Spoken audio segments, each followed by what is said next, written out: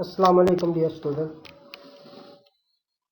Hope you have enjoyed your Eid days fully. As you know, we are studying new syllabus mathematics D2 chapter number 1, which is direct and inverse proportion. Today is our lesson number 7, and in this lesson we will study inverse proportion or a variation. In the last lesson we have discussed inverse variation in detail with examples, and we have derived some formulas. These are the key points of the previous lessons. When y is directly proportional to x, then we write y is equal to kx. This is when we solve the question by using algebraic method, and the ratio between the quantities is same, is constant. So this is a proportional method. And when y is inversely proportional to x, then we write in algebraic method form y is equal to k over x, or the product of the two quantities is same. So we will use these two methods to solve the questions today.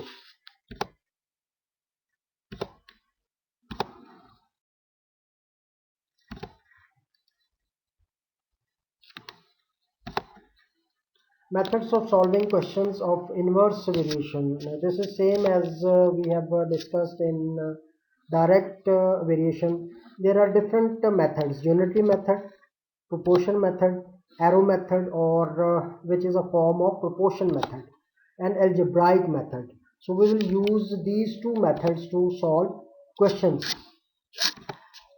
In algebraic method, as you know, we express a statement of inverse variation in algebraic form and use this form of expression to find unknown quantities, as we did in direct proportion. Steps for solving question by algebraic method. In step number 1, we write the statement in algebraic form. So we put the values of x and y to find the value of k. We put this value of k in this equation to get an equation connecting x and y. And then we put the given value of the variable in this equation and find the value of the other variable. Steps for solving questions by a proportion method. In proportion method, we write the equation in this form, that the variable, the product of the variable are always constant in case of inverse variation. Put the given values of x1, y1, x2, y2 to solve the questions.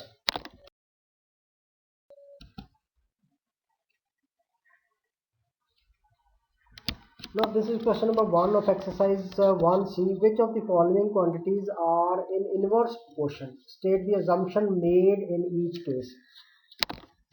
Its first part, the number of pencils Farhan buys and the total cost of the pencils. So what is the proportion, whether it is direct proportion or inverse proportion between the number of pencils and between the number of pencils and the total cost of the pencils.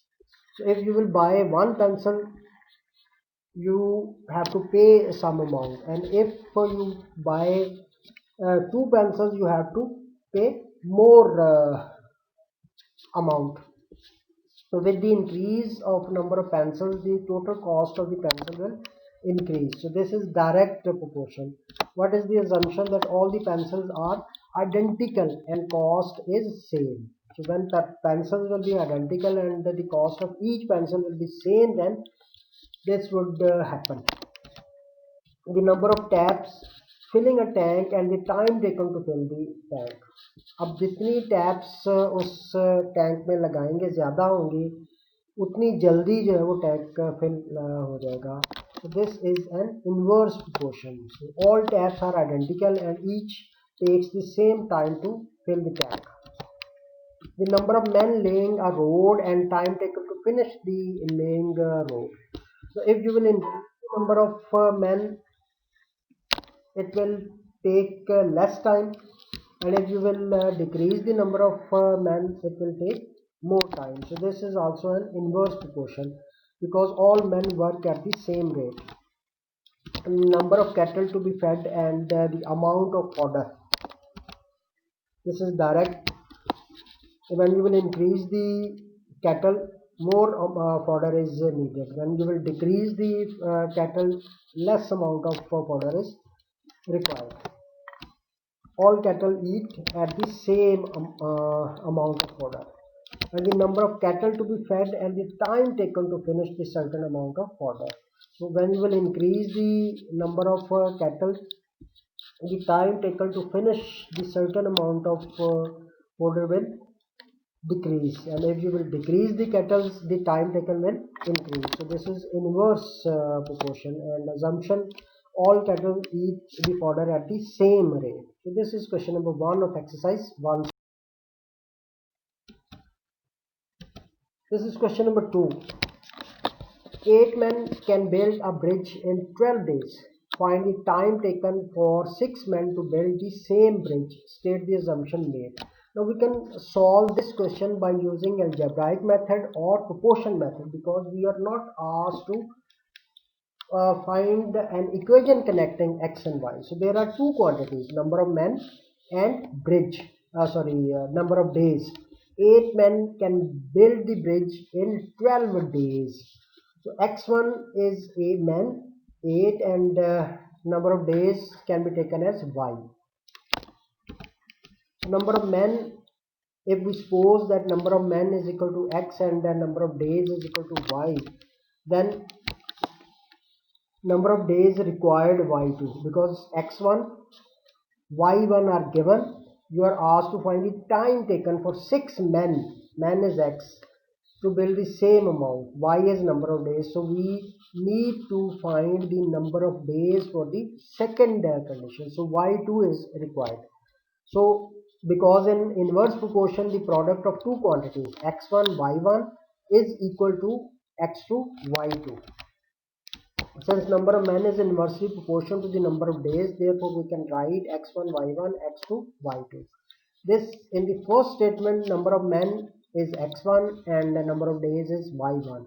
In the second statement, number of men is x2 and number of days is y2. So we need to find y2. Put the value of x1, y1 and x2.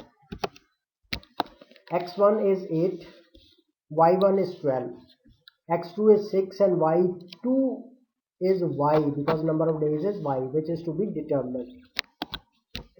Now x multiplied by 12 divided by 6, this is equal to 6 and 12 gives you 2. When you will divide 12 by 6, you will get 2 and 8 2s are 16. So the value of y is 16. The number of days required is 16. Assumption made, all men work at the same rate. Question number 3 is, if x is inversely proportional to y and x is equal to 40 when y is equal to 5, find the value of x when y is equal to 25, and then you are asked to find an equation connecting x and y. Whenever you are asked to find equation connecting x and y, you better use algebraic method. Otherwise you can use the same method, which is proportion method. So in this case, because in the first part you are asked to find the value of x when y is equal to 40, and in second part you are asked to find the equation. So we will solve part 1 by using this method, proportion method. Since x is inversely proportional to y, then x1 y1 is equal to x2 y2. In this case, this is x1 and this is y1, and x2 is to be determined, y2 is given. Put these values in this equation. 40 and 5 are the values of x1 y1, 25 is the value of y2, and x2 is to be determined, which is x. 40 multiplied by 5 is 200, is equal to 25x. 200 divided by 25 is equal to x, and x is equal to 8 is the answer of part 1. Now part 2, because we are asked to find an equation connecting x and y, so we will use the algebraic method. Since x is inversely proportional to y, then x is equal to k over y, which is your equation number 1. Put the values of x is equal to 40 and y is equal to 5, which are given. we will get the value of k. K is equal to 200. Put this value of k in this equation number 1 to get the equation connecting x and y, which is the answer of part 2. And now to find the value of find the answer of part 3, we will use this equation number 2. Put x is equal to 400 because we are given, and you are asked to find the value of y. Put x is equal to 400 into 400 is equal to 200 over y is equal to 200 over 400, and y is equal to 1 by 2. After simplifying, you get 0.5. So this is question number 3. Question number 4 is same as this one. 35 workers are employed to complete a construction project in 16 days. Before the project starts, the boss of the company is told that he needs to complete the project in 14 days. Assuming that all the workers work at the same rate, how many workers does he need to employ in order to complete the project on time? Now, in this case, there are two quantities, number of workers and number of days. We suppose that number of workers is equal to x and number of days equal to y. In the first statement, it is some values are given. Let number of workers required. In the first statement, number of workers and number of days are given. So x1 and y1 are given. You are asked to, after 14 days of work, you need to find the number of workers. Since number of workers is inversely proportional to the number of days, therefore we can solve this question with proportion method. x1 y1 is equal to x2 y2. The values of x1 y1 are given, 35 and 16. Value of x2 are given after 14 days. And after 14 days, how many workers are needed? It is x. Solving this, we get 40. X is equal to 40. So to complete the work in 14 days instead of 16, 40 workers are needed, while 35 workers have already been employed. So how many more workers are needed? Number of workers needed to complete the project in 14 days is 40. So because 35 are already employed, so additional workers needed are 15. This is the answer of part question number 5, sorry. Question number 6. A consignment of fodder can feed 1260 cattle for 50 days. Given that all the cattle consume the fodder at the same rate, find the number of cattle. There are two parts of this question. In the first given statement, two quantities are given. 1260 is the number of cattle and 50 are the days. So if we suppose that number of cattle equal to x and number of days equal to y, then x1 is 1260 and y1 is 50. And solving the part 1, it's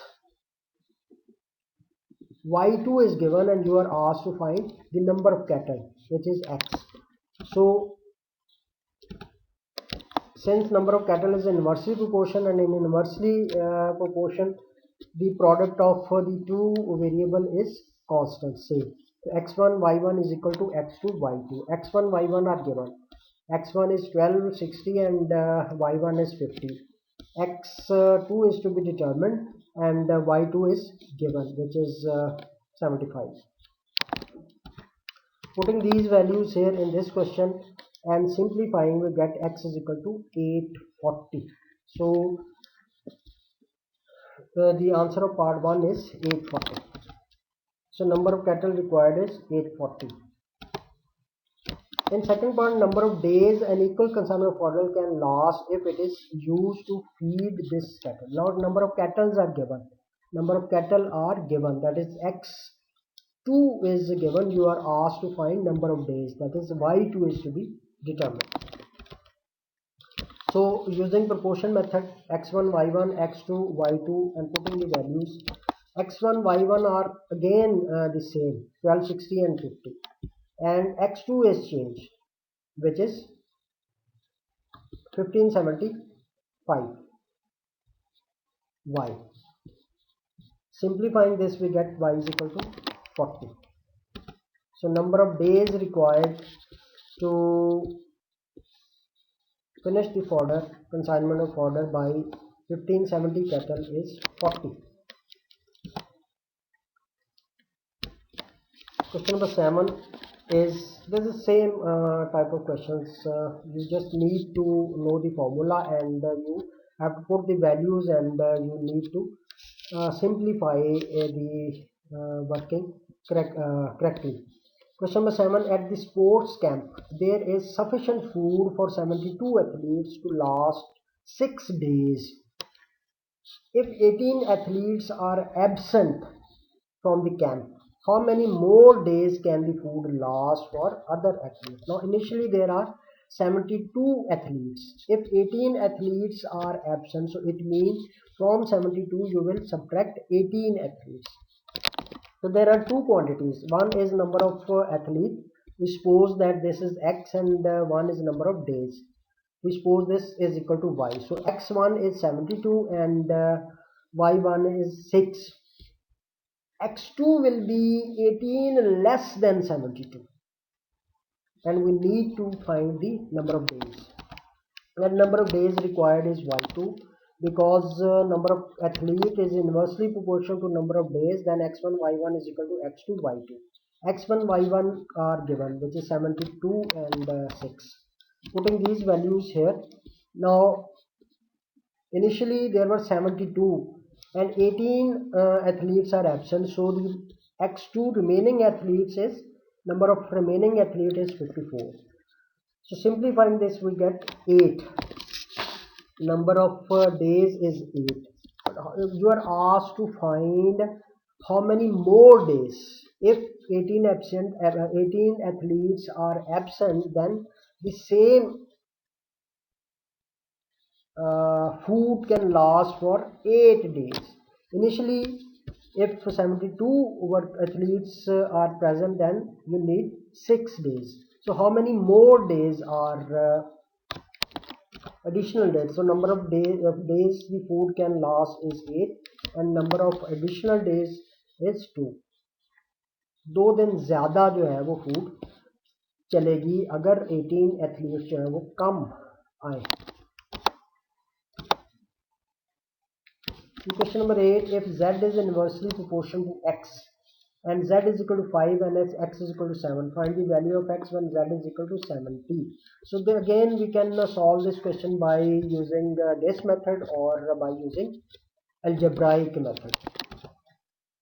Since z is inversely proportional to x, then we can write z1 x1 is equal to z2 x2. This is proportion method. The value of z1 x1 are 5 and 7. Putting these values and value of z2 is 70 and x is to be determined. x2 is x. So 5 into 7 divided by 70 is equal to 1 over 2 and x is equal to 0.5. So this is method. So you can use the proportion method when you are not asked to write the equation connecting x and y or x and z and both the variables are linear. The power of variable is 1, z and x. There is no power of x, there is no power of z. Then it is easy to use this method. But if you have x square, x cube or square root of x or cube root of x, then it will be difficult to solve the question by using proportion method. Algebraic method, since z is inversely proportional to x, then z is equal to k over x. Putting the values of z and x, we get the value of k, which is 35. Now put this value of k in this equation and the value of z, which is equal to 70, in equation number 1 to find the value of x. 70, z is 70 is equal to k, the value of k is 35 over x.